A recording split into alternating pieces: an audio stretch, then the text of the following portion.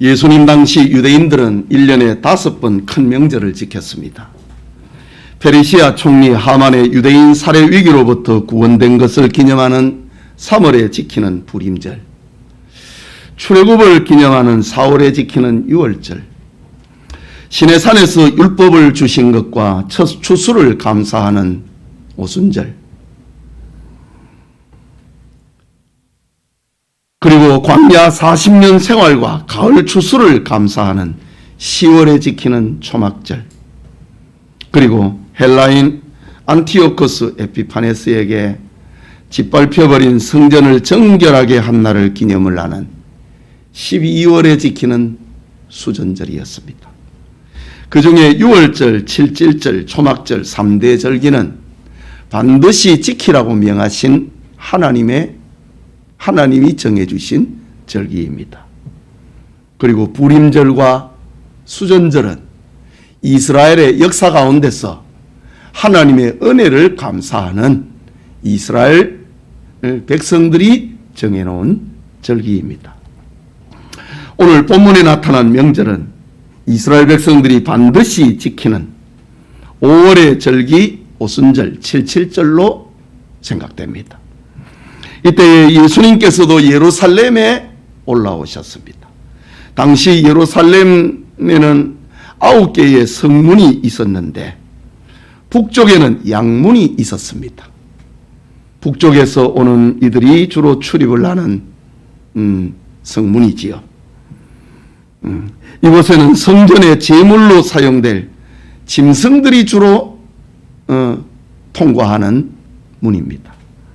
제물로 사용된 짐승 가운데 양이 가장 많았기 때문에 양문, 양의 문이라 이렇게 불렸습니다.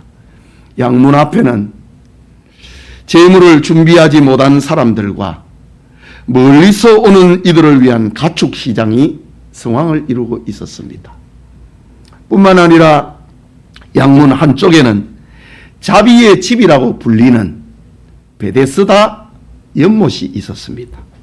그 연못의 크기는 길이가 100m 되고 폭은 한 60m 정도 되는데 이 연못 네 모퉁이에 정자가 있고 그리고 가운데 또 정자가 있는 5개의 정자, 행각이 있는 그런 구조였습니다.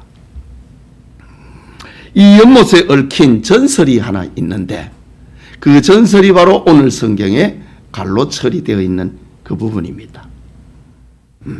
천사가 가끔 연못에 내려오면은 물이 움직였는데 이때에 못에 가장 먼저 들어가는 사람은 병이 낫게 된다고 하는 전설입니다.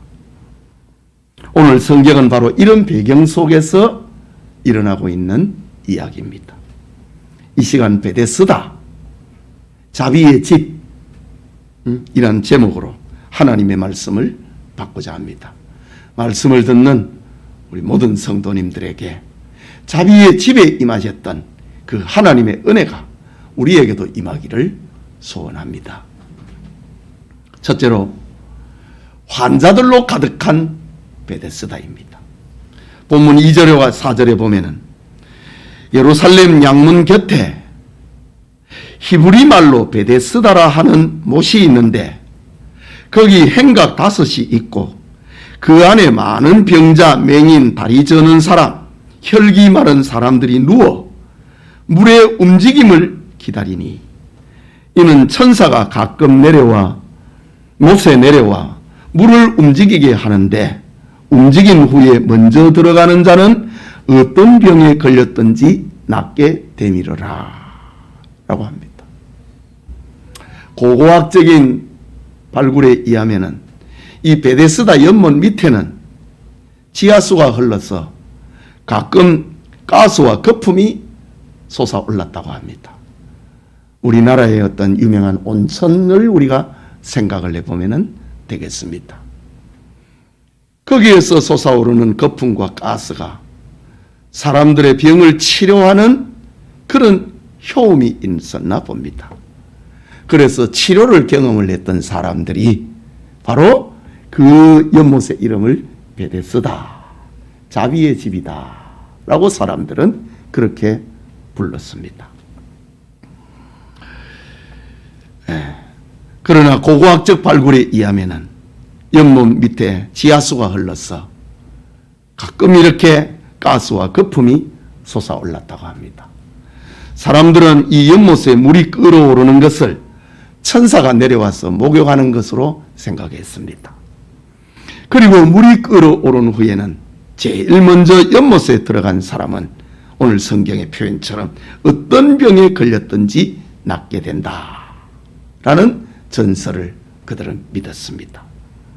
그러니 이 연못 둘레의 5 행각에는 언제나 많은 환자들이 대기를 하고 있었습니다. 본서를 기록한 사도 요한은 많은 병자, 이 내과병을 말합니다. 맹인, 다리 저는 사람, 혈기 마른 사람들이 붐볐다라고 합니다.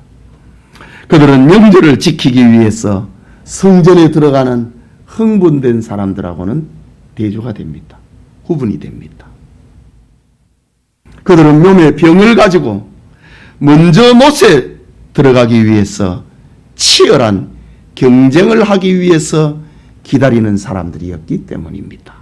그러니 성전에 들어가는 사람하고 이 5 행각에 누워있는 사람하고 얼마나 어울리지 않는 그런 장면입니까? 그들은 한결같이 세상을 원망을 하면서 자신의 삶을 비관하는 사람들로 가득했습니다. 당시 예루살렘에는 네로라 하는 그런 의사들이 많이 있었습니다. 그러나 베데스다 연못가에는 그 유명한 의사들이 다 포기해버린 환자들로 붐볐습니다. 의사에 의해서 몸을 치료받을 수 있다면 굳이 행각에 누워가지고 물이 동하기를 언제 움직일지 모르는, 언제 물이 끓어오를지 모르는 막연한 기대를 가지고 거기에 누워있을 리가 없었기 때문입니다. 그곳에는 인간의 무능력이 가득하고 인간의 비참함이 그리고 인간의 한계들로 가득 차 있는 곳이었습니다. 베데스다 연못가의 모습은 바로 오늘 우리가 생존 경쟁을 하면서 살아가고 있는 이 세상과도 비유가 되고 있습니다. 죽음에 이르는 병에서 벗어나고자 과학과 이상과 첨단 의술을 쫓는 사람들의 꿈이 아직도 실현되지 못하고 있기 때문입니다. 연못가의 환자들처럼 세상에는 고통의 소리가 더욱 커져가고 사람을 원망하고 삶을 비관하는 사람들이 점점 더 늘어가고 있습니다. 인생의 불평과 불만과 비명의 소리는 더욱 커져갑니다. 육신의 질병뿐만 아니라 마음의 병까지 사람들에게는 더 깊어가고 있습니다. 이것은 정치인들과 경제인들의 논리로는 해결할 수 없는 인간 본질의 문제이기 때문입니다. 물론 인류는 의술을 발달시키고 사회 문제를 해결하려고 정치력을 발휘를 해봅니다. 유능한 지도자는 경제와 과학을 발달시키고 삶의 질을 높이기 위하여서 노력을 아끼지 않고 있습니다. 그러나 사람들은 자신의 인생에 끊임없이 파고드는 불확실에 지금도 넘어지고 있습니다. 죄악에 실족하고 있는 것입니다. 근본적인 고통을 해결하는 처방을 받을 수 없기 때문입니다. 마치 베데스다 연못가 행각에 있는 사람들처럼 절망과 비명, 원망과 불평이 연속되고 있는 것이 바로 우리가 사는 세상입니다. 이 같은 인간의 고난과 질병 그리고 불평과 허무는 첫사람 아담의 범죄 이후에 죄 아래서 출생하는 모든 사람의 유산처럼 지금도 내려오고 있는 겁니다. 이것이 우리가 사는 세상이고 삶의 현장입니다.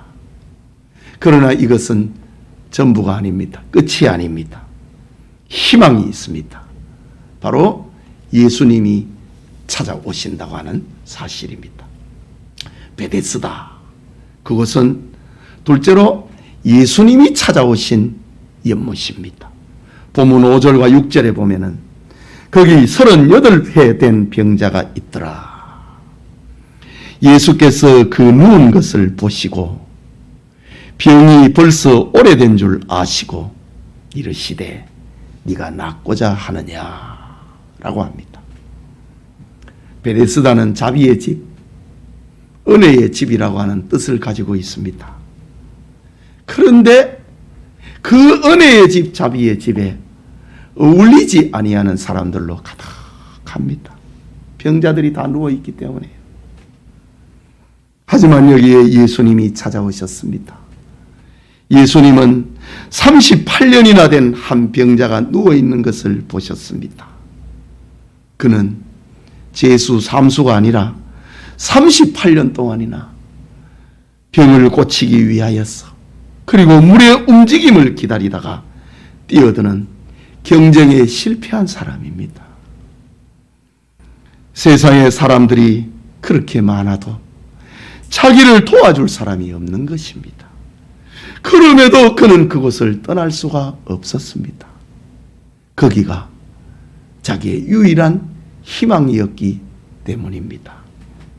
본문 7절을 보면은 예수님께서 네가 낫고자 하느냐라는 질문 앞에 병자가 대답하되 주여 물이 움직일 때에 나를 못에 넣어주는 사람이 없어 내가 가는 동안에 다른 사람이 먼저 내려가나이다 라고 합니다. 누워 있었다고 하는 것을 보니까 물이 움직일 때에 기어갔나 봅니다. 그런데 서서 가는 사람, 달려가는 사람들 때문에 그는 경쟁에서 져버렸습니다. 이 말씀을 보면은 그는 이기주의로 가득한 세상에서 평생을 희망과 원망과 희망을 교차하면서 살았던 사람입니다. 그는 그에게 주님이 오셨습니다. 진짜 희망을 주기 위해서 오셨습니다. 네가 낫고자 하느냐? 가짜가 판치는 세상에서 진짜 은혜를 베풀기 위해서 예수님께서 오셔서 물었습니다. 네가 낫고자 하느냐? 여러분, 오늘의 세상 역시 긍정이 없으면서 긍정 또 긍정을 부르짖고 있습니다. 안 되는데 할 수 있다. 체면을 걸고 있습니다. 얼마나 많은 교회가 베데스다 연못가의 병자들과 상관없는 축제 분위기를 만들고 있습니까?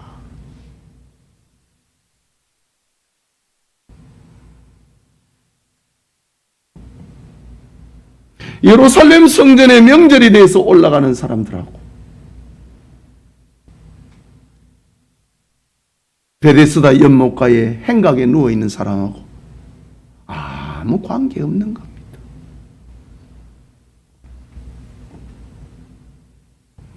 죄인들에게 필요한 생명의 양식은 주지 아니하고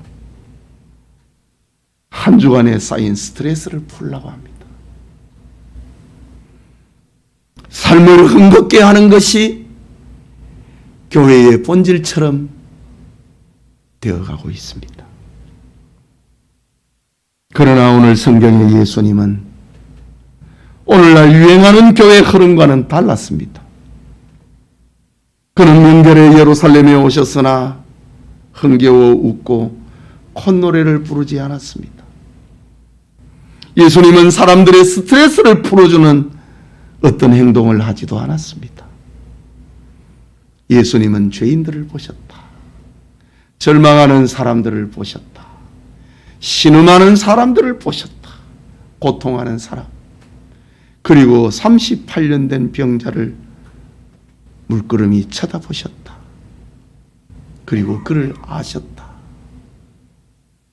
그리고 그에게 네가 낫고자 하느냐? 라고 물었습니다. 예수님이 행하신 본문의 사건은 참된 교회가 무엇을 추구해야 하는지를 우리에게 들려주고 있습니다. 예수님은 예루살렘 권력가를 찾아가서 자기 삶을 보장해 달라고 말하지 않았습니다. 예수님은 내가 지금 병자를 고칠 터인데 좋은 무대와 화려한 조명을 나에게 비춰라 라고 말씀하시지도 않았습니다. 예수님은 죄인을 찾아오셨습니다. 버림받고 소외된 사람들을 쳐다보셨습니다. 짓밟힌 이들의 친구가 되어 주었습니다. 그리고 그들을 불쌍히 여기고 구원하고 새 삶을 열어주었습니다. 교회사에 보면은 성경을 우화적으로 해석하는 그런 설교자들도 있었습니다. 이솝 우화처럼 성경을 해석을 하는, 그러나 그게 잘못된, 우화가 잘못된 거 아니잖아요. 그것을 통해서 놀라운 진리를 이야기해 주고 있는 것이 그 유명한 이솝 우화 아닙니까? 성경을 우화적으로 해석을 하는 초대교회 교부 가운데 터툴리안이라는 사람과 크리소스톰은 성경을 우화적으로 자주 해석을 했습니다. 그분들은 이 성경을 38년 된 병자를 가리켜서 38년 된 병자를 불신앙의 연수였다 라고 해석을 했습니다. 불신앙이 아주 깊어졌다 이 말입니다. 우리의 마음에 있는 불신앙과 재앙 역시 베데스다 연못가에 있는 이 환자의 연수보다 적다고는 생각하지 않습니다. 그러나 낙심하지는 마십시오. 주님이 우리 곁에 계십니다. 베데스다 연못가처럼 주님께서 우리에게 찾아오셨습니다. 성경으로 말씀으로 우리에게 찾아오셨습니다. 주님이 우리를 아시고 우리에게 말씀하고 있습니다. 그래서 성경은 살아있다고 하지 않습니까? 좌우의 날성검보다도 더 예리하다고 하지 않습니까? 심령과 관절과 골수를 찌르고 쪼갠다고 하지 않습니까? 성경이 우리를 다 알고 있습니다. 이것을 믿으면 복이 되고 치료의 은혜가 임하는 것입니다. 마지막으로 38년이 된 병자가 치료받은 베데스다 연못입니다. 본서를 기록하고 있는 사도 요한은 베데스다 행각의 수많은 사람들 가운데 어디 한둘입니까? 꽉 차 있었잖아요. 수많은 사람들 중에 한 사람에게로 우리를 인도하고 있습니다. 5절에 거기 38배 된 병자가 있더라고 했습니다. 6절에는 예수께서 그 누운 것을 보셨다라고 합니다. 또 병이 벌써 오래된 줄로 아셨다라고 합니다. 그리고 6절 후반부에는 네가 낫고자 하느냐라고 물었다고 합니다. 네가 낫고자 하느냐. 이것은 꿈을 이루지 못한 인생에게 정말 필요한 질문입니다. 네가 낫고자 하느냐? 네가 얻고자 하느냐? 네가 열고자 하느냐? 꿈을 이루기를 원하는 이에게 이보다 더 간절한 필요한 질문이 어디에 있습니까? 절망에 빠져버린 사람을 향한 주님의 사랑스러운 질문입니다. 자비로운 음성입니다. 은혜로운 소리입니다. 네가 낫고자 하느냐? 정말 그에게 소망을 불어넣고 있는 말씀입니다. 행각에 누워가지고 자기를 위해서 그리고 남을 위해서 아무것도 할 수 없는 병자를 향하여서 주님께서 네가 낫고자 하느냐 라고 물었습니다. 그러자 38년 된 병자는 주님 앞에 자기 인생을 털어놓습니다. 7절에 주여, 물이 움직일 때에 나를 못에 넣어주는 사람이 없어 내가 가는 동안에 다른 사람이 먼저 내려가나이다. 이것이 주님 앞에 한 말입니다. 자기의 처량한 신세를 주님 앞에 털어놓고 있는, 물이 움직이는 것을 내 많이 봤습니다.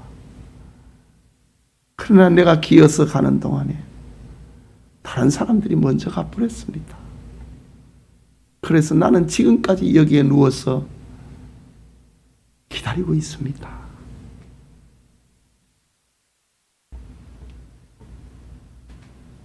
다른 사람이 먼저 가버립니다. 이것은 세상에 나를 생각해 주는 사람이 없다는 말 아닙니까? 나를 진정으로 위하는 친구가 없다는 말이 아닙니까? 나를 살려줄 형제도 없고 부모도 없다는 말입니다. 이것은 세상을 향해 원망과 불평이 그의 삶이 되어버린 인생의 한탄입니다. 나는 한 번도 이겨본 적이 없다 이거지.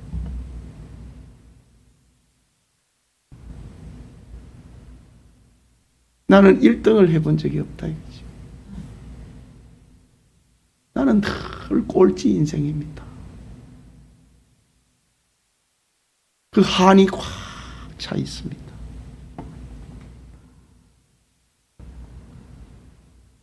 이런 병자를 향하여서, 이런 인생을 향하여서 주님께서 말씀하십니다. 8절에 예수께서 이르시되 일어나 네 자리를 들고 걸어가라 라고 말씀합니다. 주님은 병자에게 너 어쩌다가 이 병이 걸렸느냐, 사고사냐, 유전병이냐, 그래 묻지 않았습니다. 9절 마지막에 보면은 이날은 안식일이니, 안식일에는 나 일 안 해, 그렇게 말씀하시지도 않았습니다. 어느 TV 광고처럼 예수님은 이 가련한 한탄하고 있는 환자에게 묻지도 따지지도 않았습니다. 일어나 걸어가라. 네가 낫고자 하느냐? 그 질문 앞에 신세 한탄을 늘어놓고 날 좀 도와주는 사람이 없습니다. 물이 통하는 것을 봤는데, 뚫어지도록 내가 봤는데, 때로는 밤에 물이 움직였는데 내가 기어가는 동안에 다른 사람이 먼저 들어가 버렸습니다. 한탄하고 있는 그에게 일어나 걸어가라 라고 주님이 말씀하셨습니다. 이 병자는 주님의 이 말씀을 듣는 순간에 용기가 생겼습니다. 힘이 생기는 겁니다. 주님의 말씀을 듣는 순간에 이전에 느껴보지 못한 변화가 일어나는 겁니다. 주님의 말씀이 그를 움직일 수 있도록 만들어준 겁니다. 주님의 말씀이 그를 움직이는 힘이 된 겁니다. 마치 목마른 사람이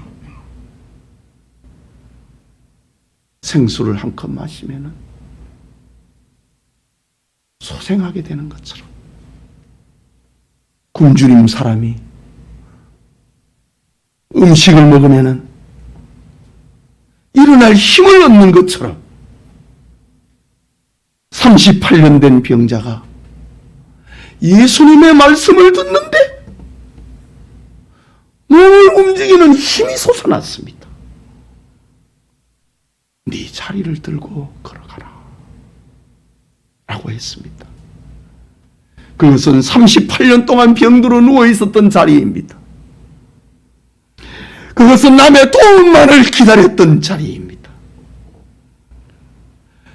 수없는 원망과 불평으로 얼룩져 있었던 자리입니다.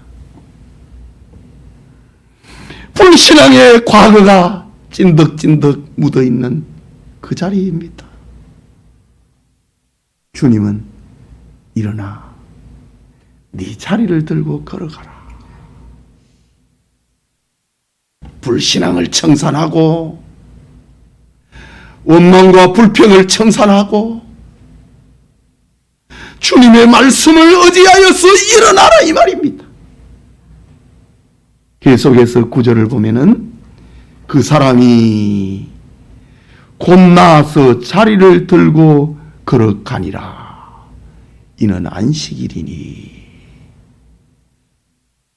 그 다음에 이야기가 또 이제 예루살렘 성 안에 있던 사람이 쫓아 내려와 갖고 이제 예수님에게 시비하는, 왜 안식일에 병 고쳤느냐, 제도를 가지고 법을 가지고 따지고 또 괴롭히는 이런 사건이 지금 벌어짐을 암시하고 있는 장면입니다.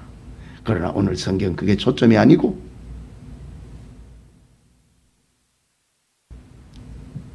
그 사람이 곧 나와서 자리를 들고 걸어가니라 라고 합니다. 그렇게도 비참했던 병자에게 놀라운 일이 일어났습니다.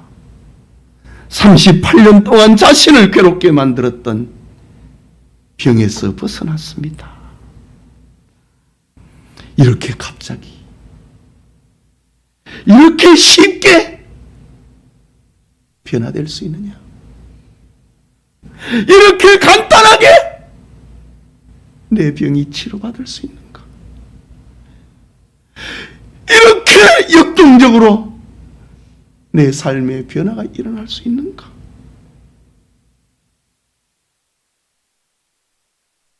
그는 새로운 삶을 살게 되었습니다. 이것이 바로 예수 그리스도로 말미암는 축복의 세계입니다. 여러분, 주님은 지금 여러분 곁에 계십니다. 여러분 앞에 계십니다. 여러분 앞에 만찬이 차려져 있는 성경이 있지 않습니까? 그 하나님의 말씀이 우리를 살린다 이거지요. 자리를 털고 일어나게 만든다 이거지요. 지금도 변화의 세계, 축복의 세계로 우리를 인도한다는 말입니다. 그래서 바울은 목회하는 젊은 디모데에게 편지하면서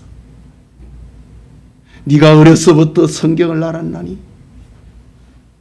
성경은 능히 너를 구원에 이르는 지혜가 있게 하느니라. 모든 성경은 하나님의 감동으로 된 것으로 교훈과 책망과 바르게 함과 의로 교육하기에 유익하니 이는 하나님의 사람으로 온전하게 만들고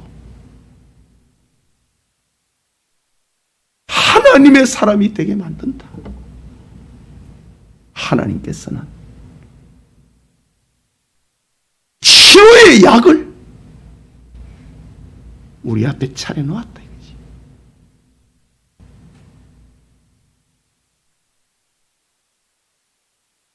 일어나 네 자리를 들고 걸어가라 라고 주님은 우리에게 말씀합니다. 성경은 수없이 반복적으로 일어나 내 자리를 들고 걸어가라 말씀하고 있습니다. 그럼에도 사람들은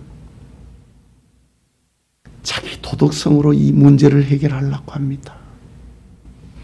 자기 능력으로 해결하려고 합니다. 인간의 더 나은 제도를 가지고 해결해 보려고 합니다. 부모, 형제가 도와주기를 기다립니다. 이웃과 친구가 해결해 주기를 기다립니다. 일이 해결이 되지 않는다고 원망하고 불평하면서 살고 있습니다. 이것이 주님 없는 인생의 세계 아닙니까? 이 얼마나 불쌍한 모습입니까? 다행히 우리는 예수님을 믿는 신자가 되어 있습니다. 그럼에도 왜 원망과 불평이 차 있냐 이거지. 주님이 앞에 계시는데,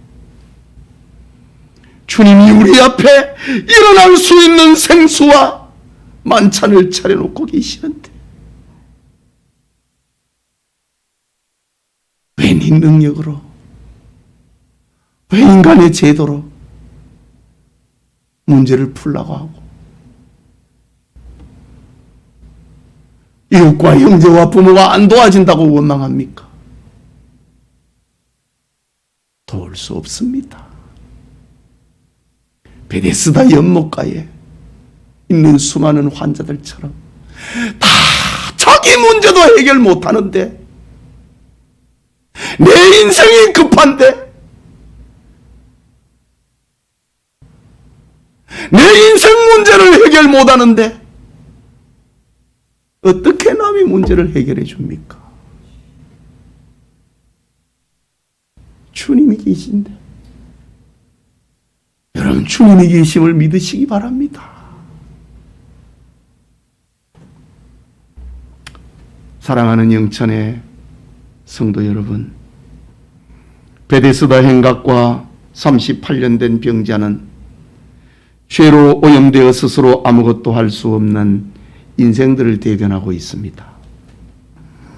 세상은 실로 병자들의 세계라고 하는 말입니다. 사람들은 살고 싶어, 걷고 싶어, 누리고 싶어 가끔 움직인다고 하는 베데스다의 희망을 걸고 인생을 투자하고 있습니다.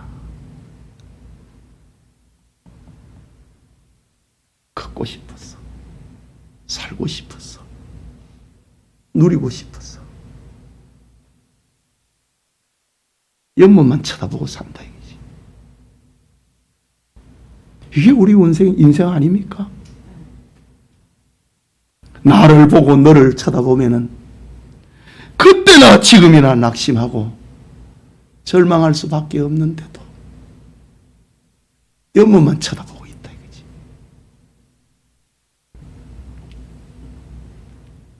하나님이 이런 세상을 불쌍히 여기시고 자신의 독생자 예수님을 우리에게 보내주셨습니다. 그를 믿는 자마다 멸망하지 않고 영생을 얻는다고 말씀하셨습니다. 네가 믿느냐? 네 믿음대로 되리라. 구하라. 그러면 얻을 것이요. 찾으라. 그러면 찾을 것이요. 문을 두드리라. 그리하면 열릴 것이다. 주님 앞에 우리의 인생 문제를 해결받으라고 하는 그 말입니다.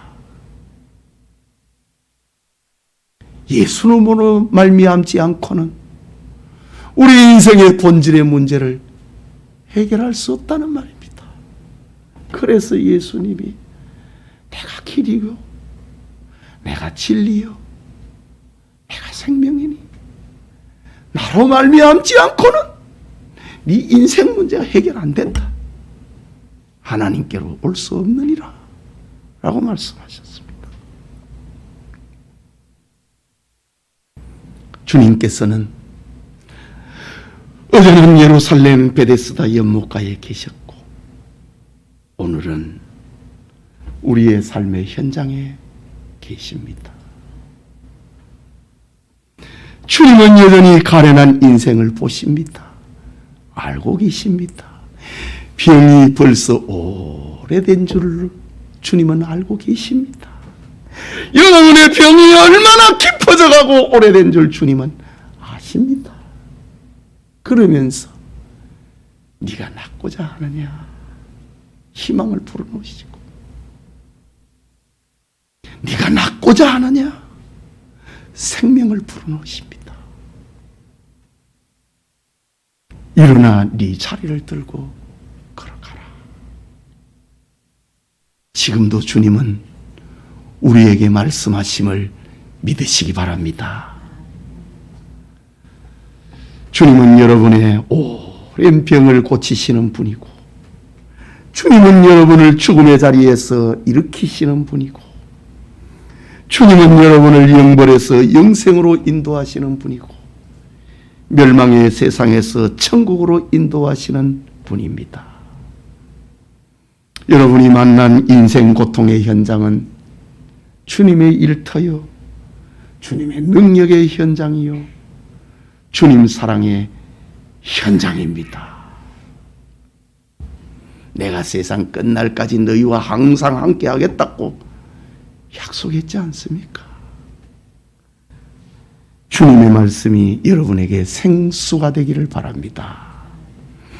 주님의 말씀이 여러분의 양식이 되기를 바랍니다.